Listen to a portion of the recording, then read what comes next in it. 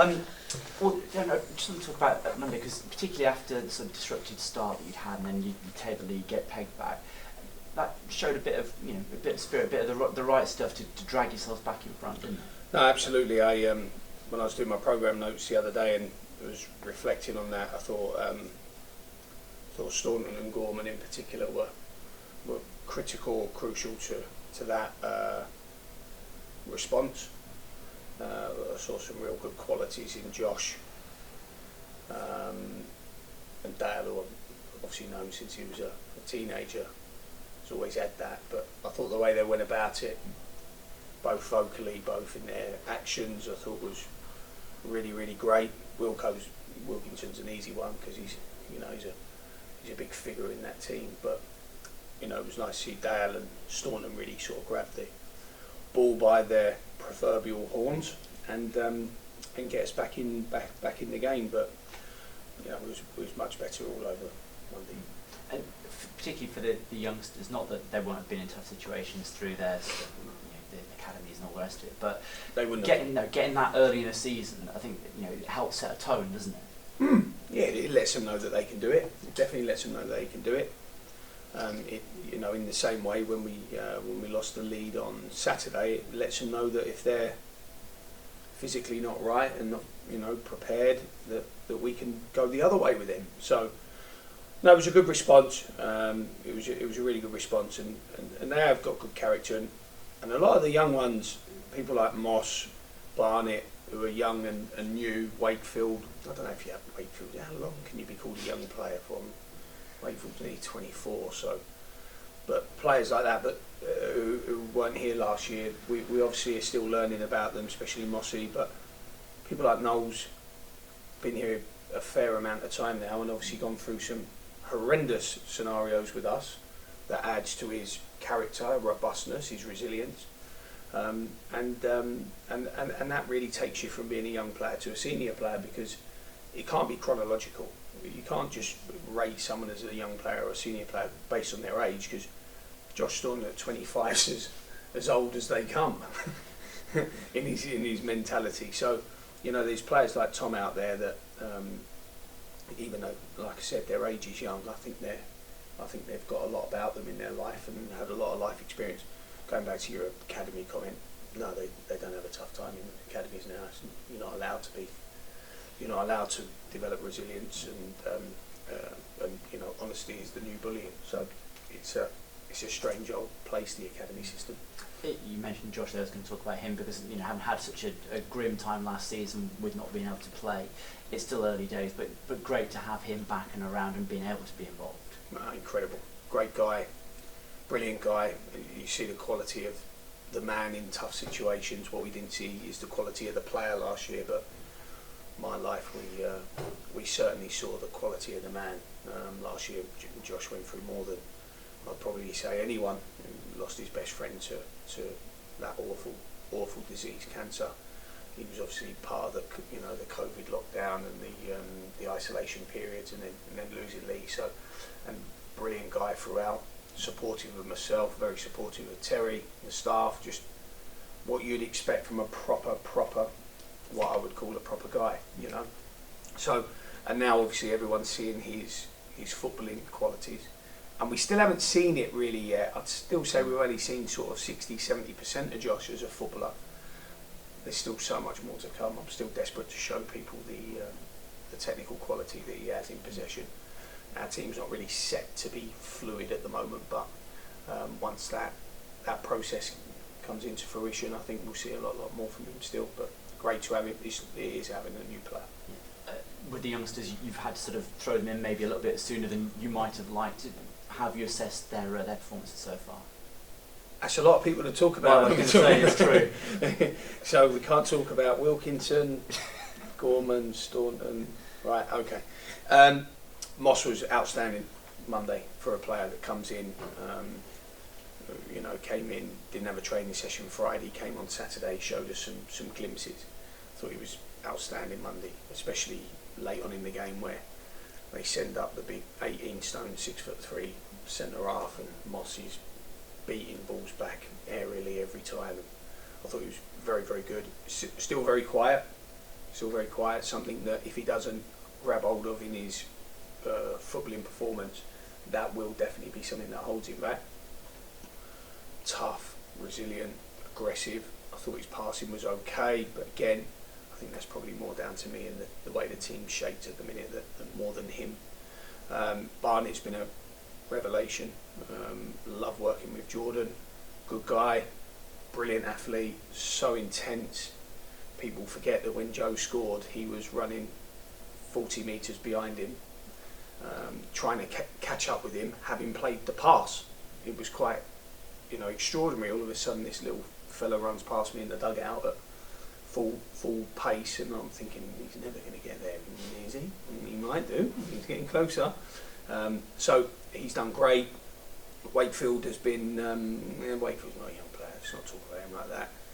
Knowles, we all know about. Sonny Blulow again will be more effective as we become more efficient in our passing game. But brilliant young guy, and top player. That's a top player. In terms of that sort of development, was that all of them? Sorry, I can't think you've missed too many out there. Right. In terms of that development, I've been here for an hour. Sorry, I keep breaking you up.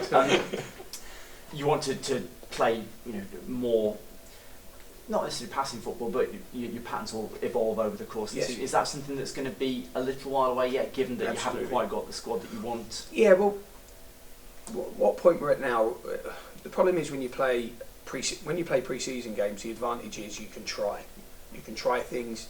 If you get it wrong, you get it wrong. No one really cares. You try things now, the world descends on you. So we're still trying to be, I wouldn't say cautious, but progressive was a big word we used Sunday and Monday this week. Let's be progressive in what we do. But that was only in our defensive state, and until we really kind of nail those scenarios in the ebb and flow of league matches, in the blood and thunder of the 75th minute or the 83rd minute or whenever, I'm not really ready to turn that page. And having conceded more goals last year than I did in 21 years of coaching, it's a hard one for me to let go of that. So I want to make sure that, and again, we talk about young players, academies, there's not a lot of defending that goes on at academy coaching now. There's definitely not any good academy coaching, on defending, that's for sure. So I think it's important that those new players, not young ones, those new ones, Adi Youssef included, Grant Smith included, they understand what my demands are defensively, and we give ourselves a strong base. And with our physical improvements, I think our defending base will get better. But they will naturally, especially Gorman, Staunton's, they will naturally take on different positions based on the new structure, based on the new strategy. They'll take on new positions game after game, because that's what intelligent people do. They kind of evolve with the conditions and the climate that are set by the line manager. So I think that will come organically. My biggest thing is that we ensure that we are a defensively able side, and we are very compact, and we've got good shape, and the shape helped us, knowing that Moss could comfortably perform the role at right back. It just, as a back four, I thought was a little bit more settled, comfortable, and it looked, even when we worked Sunday, it just felt and looked better. So whether that's probably that's definitely a fault on my part, but if we could have had Moss a day earlier, maybe the 3-5-2 would never have happened. Who knows? Any bodies, any sort of illnesses, any signs of signings, anybody coming in for the weekend? We didn't pick up any injuries from Monday. First time in, should we say a year or 2 years? A year, first time in a year. No, we're all in good shape from Monday, and will physically be better. I thought it was important that the players that played near enough 2 games in 3 days had 2 days off, so we're giving them lots and lots of recovery. Wilkinson probably still needs another 10 days. So we'll be careful with Lou, but no injuries, no illness, touch wood, so far. They're still testing at the moment though. And any incomings? I don't think so. We were close on one yesterday, but something kind of turned for the worse, and we were not able to get it done for today. So maybe if something changes, I'd like to think that Alex Bradley might be back in contention Saturday after injury. It depends how late we can get him back into training, and I'm not prepared in early days of September to get that fifth substitute on the bench or that extra body on the bench. I'm not prepared to take a risk on someone like Alex. Matthew obviously is suspended for being a clown. Yeah, I think that's it. We'd like another couple, absolutely. But until they land, hands are tied. Fair enough. I was reading yesterday the Halifax manager was expecting your team to try and bully them at the weekend. It's it's a word that gets used in football a little bit, but I just thought it was interesting. By who? It's Pete Wild says. No, but who's going to bully him? Yeah, well. I'd say we're going to bully him and then not say who's going to bully.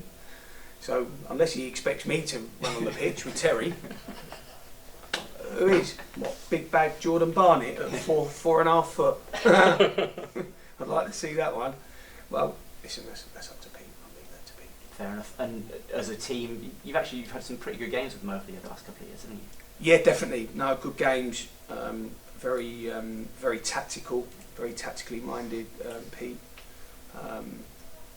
They seem to want to bully their way through the season, but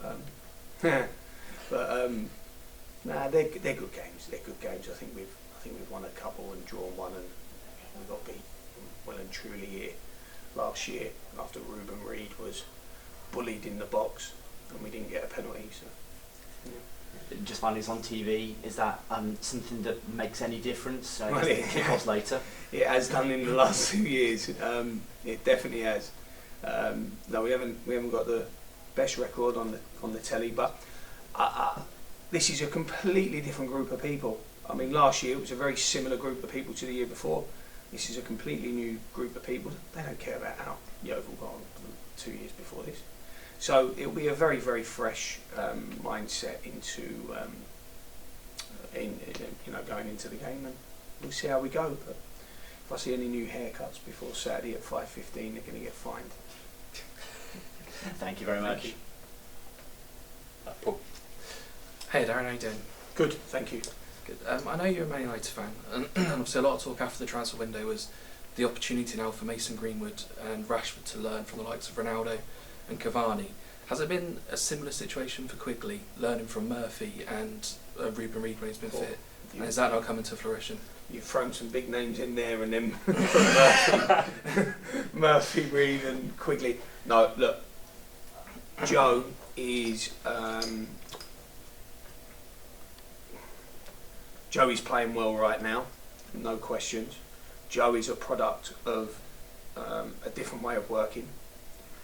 I think when Joe signed his new contract, he spoke a little bit about mine and his relationship, and what I think people do, what I think coaches do with big target men types, is I think they pigeonhole them that they have to do 3 or 4 things a certain way, and it has to be that way because you're tall. I don't subscribe to that. I subscribe to a different theory. Joe's the easiest man to work with. He's had 13 clubs before Yeovil, 24 years old, and he's had 13 clubs. So it's not hard to really dig deep and get the best out of Joe, because all I said to Joe is, what we don't do at Yeovil is we don't throw people away willy-nilly. It's not, Joe would have had 2 clubs a year since he was 18. That's what it looks like, that stat. And because of that, we gave him a home. We said, you'll always have a job here. No problem with that. We like working with you. We think you've got a great attitude. We think you've got some really good qualities. And these are the things that I would like from you, not from the target man, from Joe Quigley, because Joe Quigley is different to Kiefer Moore, and Kiefer Moore's different to Richie Bennett, and so on and so forth. So I actually don't think Murphy would have had any influence or effect. I mean, I'm being kind, because they live in two different worlds as footballers and as people. Reedy maybe, especially with his hold-up play. Reedy's a really great talker with other players. But Joe's worked really hard, and I've worked really hard with Joe, and I've given him a bit of attention and a bit of reassurance to say, you're not going to go anywhere. He could have signed his contract maybe 2.5, 3 months earlier than what it actually did. For whatever reason, it went on and on. So we had things going on around that time as well. Really good to work with. Really like Joe, and I've made mistakes with target men in the past and expected X and Y.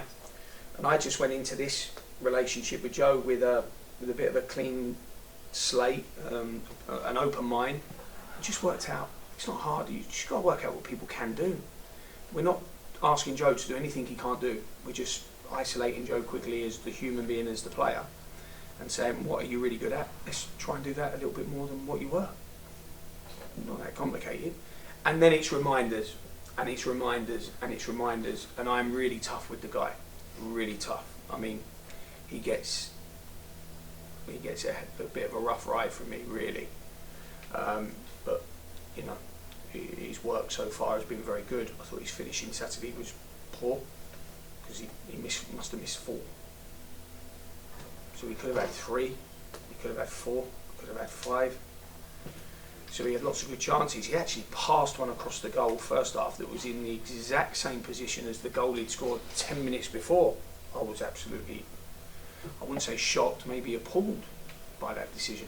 Centre forward in exactly the same position, hit the same shot again. So there's loads to do with him, but we've become quite good at that here. I've become quite good at that as a coach, taking players who have maybe had this ascent, and slowly but surely their career does this. And I quite like working with those ones, because I think they know they get to a certain point and they go, oh, this is make or break now. And you get a lot out of people that are grateful to just, you know, feel comfortable, feel welcomed, feel like they're valued. You know, we're getting a good product out of him at the moment, but what's the good of talking about him if he's useless on Saturday? He's got to be good again Saturday. Otherwise, I've got to be hard on him again. And I know it's a new team and you've got full confidence in them, but was there a sense of relief that you won your second game this season? Absolutely. 11, was it 11 last year? Was it the 11th game? 11 games. That's the start of the season. What was that, 2.5 months without a win? Yeah, it was horrible, dark places that was. So to get that one away from home as well, especially at Aldershot, where I think we always relate the first year and the away support, and I think that's where that song started. I swear it was that game. You know, when I look back on the memories of that first game, Lee's in it, all those sorts of things. So, and it was nice to have that rapport with them again at the same place, and it was nice for the new players, especially the younger new players, to see what I've been telling them about. Because when I bring a player around or show them around Hewish Park, we don't stand in the centre circle. I tell them where all the fans sit, which ones sit here, and I always look at the Thatcher's End. I always used to say to them, when we win, that place is like no other. You just got to keep winning. You just got to keep winning and winning, and you'll get this experience with the fans that you'd have never had at any other club. And they probably think, shut up, what am I getting paid? But they could see it Saturday, and the bus was alive. Monday. The bus was alive Monday on the way home.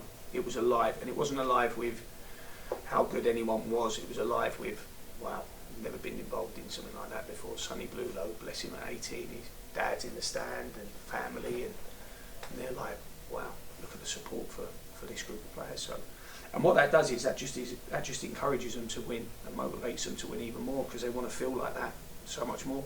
You know, no different to me. Lovely, thanks, Darren. Good luck for Saturday. Tommy. I just wanted to go firstly back to that Pete Wild quote, actually, because the full quote's quite quite inflammatory almost, I would say. You know what's coming with the Darren Sarll side. They're going to be big, strong, aggressive. They're going to try and bully us. They'll think that they can bully us, and then finish his sentence off afterwards. I'm sure their aim will be to bully us. Sounds like a man who's worried about his lunch money going missing, isn't it? Oh, I don't know. It's growing, you know. Is he referring to there, do you think, the aggressive nature of your team that you have made no secret about? We do pick up yellow cards, we are strong in the tackle, we're defensively robust, something that got us through that Aldershot game. Yeah. Do you think that's what he's trying to allude to there, and maybe just got his wording a little bit wrong, or is he trying to fan a few flames? I don't know. I don't really care. That's fair enough. Listen, if winning games is the hardest thing in the world, Yeah. right? Especially for a manager, because you're totally out of control. You put your trust in the 11 players. Maybe it's keeping Pete up, awake at night. I don't know. I've no idea. I really like Pete. I think he's a good coach. He's done a brilliant job at Halifax. I'll ask him. Yeah, ask him I'll on ask Saturday him. when, Yeah, you nick definitely. when you take his lunch money. Definitely. Jack Robinson came alongside Dan Moss, has missed the first couple of games through a small injury. Yes. What's the injury? How is it progressing? Is he going to be available soon? We don't actually know when he'll be available. He rolled his ankle, I think, on his second session. Okay. And it didn't reduce in swelling. It didn't recover at all in the way that we thought it would. So we're just being precautionary with him. And he's only young, so we're just making sure we do the right thing by Middlesbrough and Jack. I don't know when he'll be back. I'd like to say he'll be back for next Saturday, maybe away at Stockport. He'll be a big player for us when he is fit. He's a wonderful passer of the ball, and maybe allows us to play Barnett maybe a little bit further forward with his pace and his enthusiasm. So yeah, the quicker we get Jack back, the better. 2 games in 48 hours after the best part of 3 weeks off. I'm no sports scientist, but I can imagine that wasn't particularly very easy on the squad. You have now got a sports scientist in amongst the group. Has that helped recovery, and how has that addition to the backroom team benefited you throughout the season? He's been excellent. Yeah. He's been a really, really good addition. His work, both practically out on the grass, as well as his work in the gym, which is really where we wanted him, because we wanted the players to be a little bit more robust and have a little bit more resilience to their bodies. That's where he's been an excellent addition. He's a really nice lad, a young man with ambition in his eyes, stars in his eyes, so, and I'm sure he'll go on to have a very good career, because he's got that self-belief, Scott, that you need, especially when you work in the Premier League. And the first thing you do in a Premier League session is you get questioned by a really good player, and they're really just trying to have a little feel around to see what you've got in your kind of locker as a personality. So he's got that. So he's got that capability to go and hold his own. He didn't do anything on Sunday. I sent them down to Lyme Regis to have a walk around in the waters. The therapeutic nature of that place. I love that place. And then they came back here, we went out on the pitch and we trained. I just knew after Saturday, I knew that physically Monday would be better. I just knew, I know what it's like to play. That was almost like a first I said to Scott after the game, I said, we looked less fit Saturday than we did in our first game at Stratford in pre-season. Didn't have that dynamic about us, that real power in our running, that real explosiveness. I just knew come Monday would be better, having got that horrible first one out of the way. And we were better Sunday. They trained really well Sunday. I'm not on those quick turnaround games. I want us to be quite robust. So we just trained, got the rubbish out of our legs. We got all of yesterday, the day before's mistakes out of our system. Discuss the goals, all of the normal analysis stuff, and I just thought it was important that we train properly and break them back in for what's going to be a tough game. Pitch at Aldershot's always, it's a big pitch. Surface wasn't great, I just got that whiff on Sunday that would be better physically. So I mean, I don't want to take any away from Scott, because he's been a real excellent addition. Players really respect him. and it will be hugely important over the course of the season. But Sunday was all me. Finally, for me, it was noted this week that the club has had to take out an extra £100,000 of loan from Sport England. What assurances, if any, have you had regarding the future finances of the club and any impact that might have on your playing and football budget? I didn't even understand the question. I'm all joking. I've no idea. Okay. And I don't really care. Okay. I think that's a lie. Of course I care. But I said, like I said last week, my job is to always ask for more. Yeah. Whether we've spent an extra £100,000, my job's to try and get another bit out of the club, and then another bit, and another bit, and to keep going and pushing and pushing. And there are, people at the club like Scott, like James Hillier. Their job is to say yes or no, and that's the dynamic. I've no idea about the economic state of the organisation. I've got so much more to worry about for my job. That's James's job and Scott's job to worry about those types of things. My job's to try and source the best players as cheaply as I can, get as much out of them as we can, win with them, maybe sell them like we've done. We've done really well in sales in 2 years, and carry on doing that. If I start crossing over into that other side, I think that's quite dangerous for a manager. You end up becoming almost like the CEO, and I don't want to be a CEO in any way, shape or form. So yeah, I've got enough really to worry with. We're still trying to recruit internally in terms of staff. We're still trying to recruit players. We have to know every replacement for every player that we have, just in case we get an injury. What happens if the right winger gets injured? Who plays there? Have we got a natural replacement, or do we have to go out and shop? So I've got to know that. I've got to know if that changes from week to week. Is that player been out the squad in League 2, but now he's back in the squad? Do I need to look elsewhere? It really is suffocating, the job in its own right. So I'll do the cowardly thing and moonwalk out of all of that question. It's not my job. Very diplomatic. That's everything for me. Go out the weekend. Thanks, mate. Thank you.